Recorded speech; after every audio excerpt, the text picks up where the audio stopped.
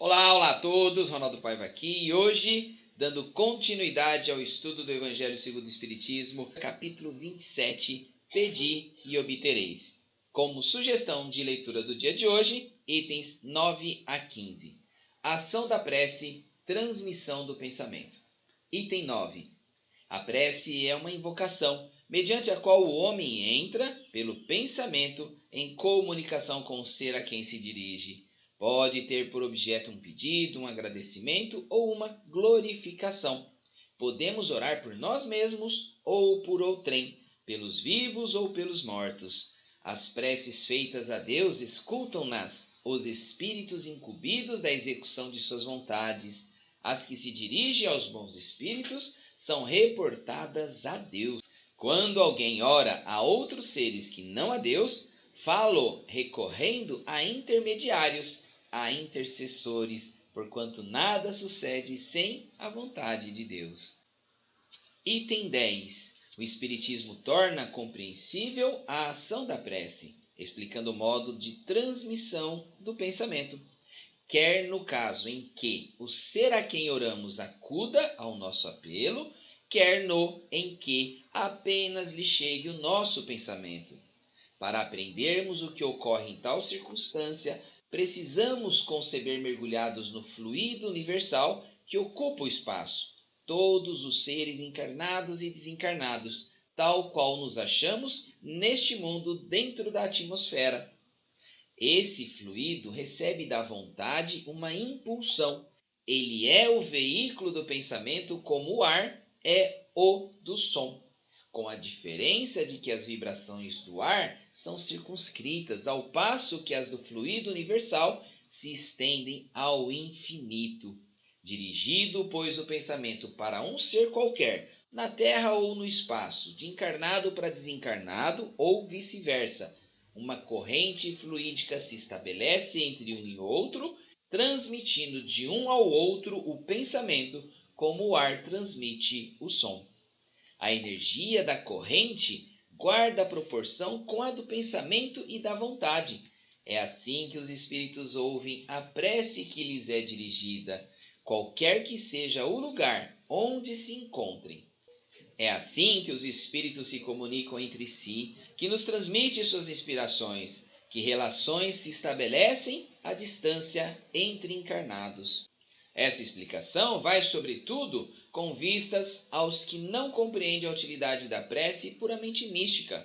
Não tem por fim materializar a prece, mas tornar-lhe inteligíveis os efeitos, mostrando que pode exercer ação direta e efetiva. Nem por isso deixa essa ação de ser subordinada à vontade de Deus, juiz supremo em todas as coisas, único apto a torná-la eficaz. Item 11. Pela prece, obtém o homem o concurso dos bons espíritos que acorrem a sustentá-lo em suas boas resoluções e a inspirar-lhe ideias sãs. Ele adquire desse modo a força moral necessária a vencer as dificuldades e a volver ao caminho reto se deste se afastou. Por esse meio, pode também desviar de si os males que atrairia pelas suas próprias faltas.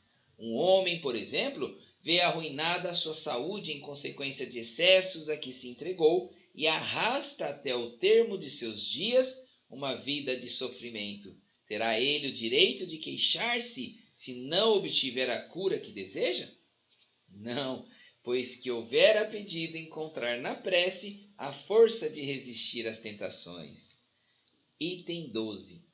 Se em duas partes se dividirem os males da vida, uma constituída dos que o homem não pode evitar, e a outra das tribulações de que eles se constituem a causa primária, pela sua incúria ou por seus excessos, ver-se-á que a segunda, em quantidade, excede de muito a primeira. Faz-se, portanto, evidente que o homem é o autor da maior parte de suas aflições, às quais se pouparia se sempre obrasse com sabedoria e prudência.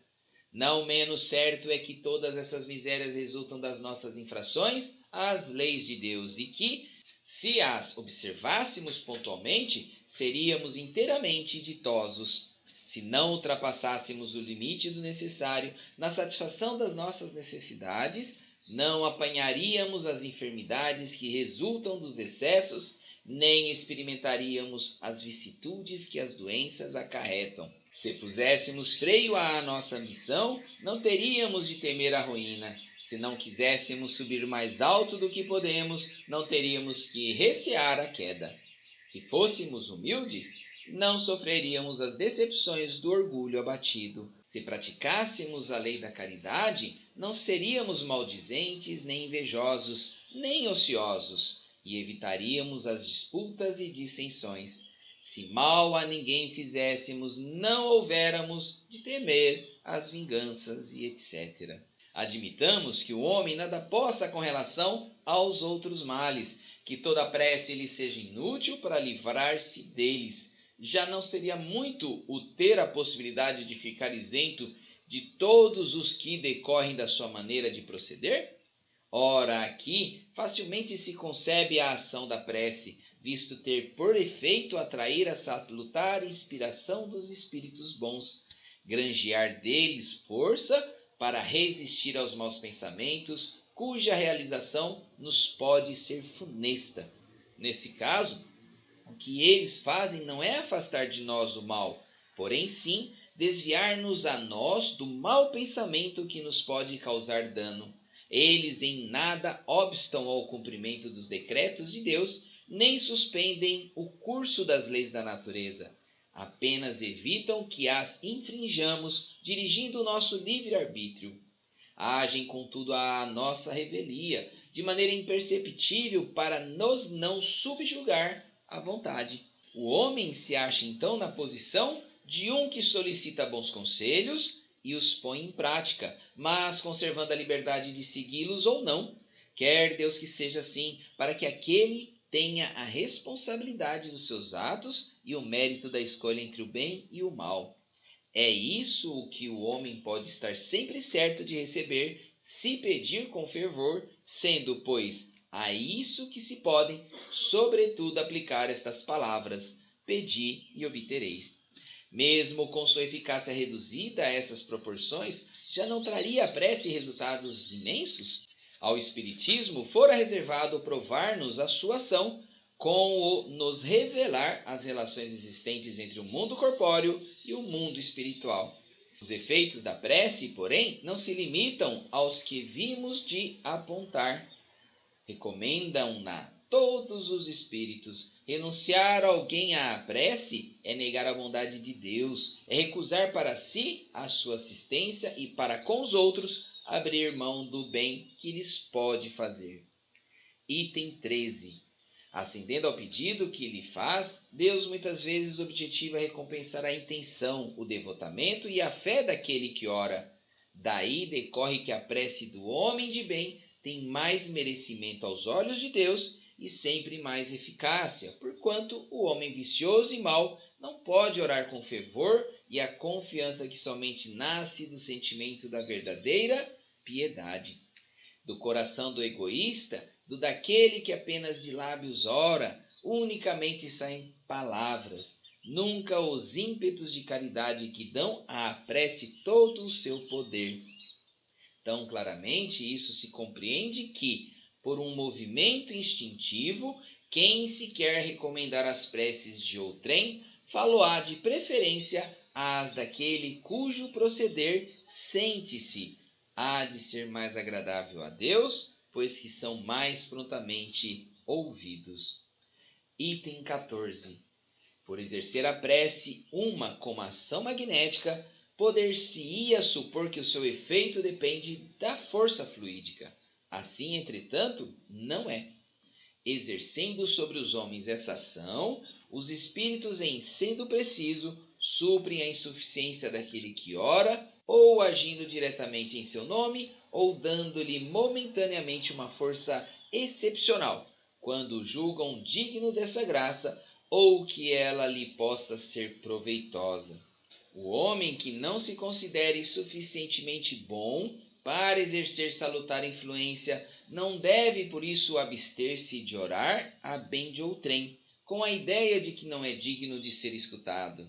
A consciência da sua inferioridade constitui uma prova de humildade, grata sempre a Deus, que leva em conta a intenção caridosa que o anima. Seu fervor e sua confiança são o primeiro passo para sua conversão ao bem, conversão que os espíritos bons se sentem ditosos em incentivar. Repelida só o é a prece do orgulhoso que deposita fé no seu poder e nos seus merecimentos e acredita ser-lhe possível sobrepor-se à vontade do Eterno. Item 15. Está no pensamento o poder da prece, que por nada depende nem das palavras, nem do lugar, nem do momento em que seja feita. Pode-se, portanto, orar em toda parte e a qualquer hora, a sós ou em comum. A influência do lugar ou do tempo só se faz sentir nas circunstâncias que favoreçam o recolhimento. A prece em comum tem ação mais poderosa, quando todos os que oram se associam de coração a um mesmo pensamento e colimam o mesmo objetivo, porquanto é como se muitos clamassem juntos e em uníssono.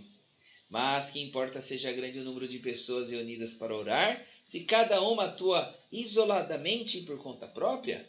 100 pessoas juntas podem orar como egoístas, enquanto 2 ou 3, ligadas por uma mesma aspiração, oração quais verdadeiros irmãos em Deus, e mais força terá a prece que lhe dirijam do que a das 100 outras. Então, queridos irmãos, fiquemos agora com os comentários do dia de hoje. Até mais, tchau, tchau. Olá a todos, irmãos e irmãs. Bom dia! Em mais um momento de estudo do nosso Evangelho segundo o Espiritismo, continuando o capítulo 27, dos itens 9 a 15, ação da prece, transmissão do pensamento. Já vimos nos itens anteriores a qualidade de nossas preces e a sua eficácia. Que este hábito, além de nos alinhar a Deus, aos irmãos maiores, nos é de valor estimável e criamos um campo de forças ao nosso redor. Nós deveríamos dar mais atenção a este poder de benefício e elevação. A prece é uma conversa que se estabelece em que se entabula com o ser a quem se dirige, na qual quem ora expressa o que sente, expressa naquele momento, se expõe. Assim, todo pensamento que se dirige a alguém, seja encarnado ou desencarnado, tanto faz de encarnado para encarnado, encarnado para desencarnado, desencarnado para encarnado ou desencarnado para desencarnado. De qualquer forma, terá estabelecido uma corrente fluídica, uma ação direta, e essa é a ação da prece. A pessoa que ora transforma-se em um foco irradiador de energias salutares, que beneficia a si mesmo e a quem se encontra no campo de ação. Os espíritos orientadores recomendam insistentemente para termos a prece como um hábito, um bom hábito, e que devemos incorporar ao nosso cotidiano. E quanto à transmissão de pensamento, as instruções dos espíritos foram de forma comparativa, comparando o pensamento e a vontade com o ar e o som. Para se compreender o que ocorre neste caso, é necessário imaginar todos os seres, encarnados e desencarnados, envolvidos no fluido universal, que preenche todos os espaços. Assim como na Terra estamos envolvidos pela atmosfera. Esse fluido universal é impulsionado pela vontade, que é o veículo do pensamento. Assim como o ar é o veículo do som. O fluido recebe da vontade uma impulsão. Ele é o veículo do pensamento. Como disse Kardec, a prece é a expressão mais alta do pensamento e da vontade. E se analisarmos o estágio evolutivo em que vivemos, o recurso da prece, a sua habitual ação, ter em nosso cotidiano essa ligação com Deus, que se constitui como uma vacina contra as nossas más tendências, as inclinações internas de acomodação. E ao mesmo tempo que é uma vacina, ou seja, nos previne ao impulso das más inclinações, também é um remédio para as nossas fraquezas, fraquezas morais, estimulando-nos ao esforço contínuo de renovação interior, de necessidade da nossa reforma íntima. Se pararmos para analisar um ato que sempre é feito por muitas pessoas e por muitos de nós, eu acredito, quando paramos para pensar que muitas vezes contamos até 10 antes de falar, antes de ter uma atitude, por muitas vezes respiramos fundo antes do agir. Então imaginemos agora, se contar até 10 e respirar fundo funciona, imagina uma prece antes de uma ação, uma prece antes de uma palavra, uma prece antes de um pensamento dirigido a alguém. Olha quanto benefício para nós e para as pessoas em que estamos dirigindo o pensamento ou atitude ou ação. A eficácia disso. Nós ainda não conseguimos dimensionar o poder que existe na ação da prece e na transmissão dos nossos pensamentos. Que a partir de agora possamos nos aprimorar nessas atitudes de ter a prece como algo muito mais direto em nossas experiências. Que possamos fazer desta ação uma contínua em nosso dia a dia. Que a paz do nosso Pai eterno esteja conosco, hoje, agora e sempre. Que assim seja.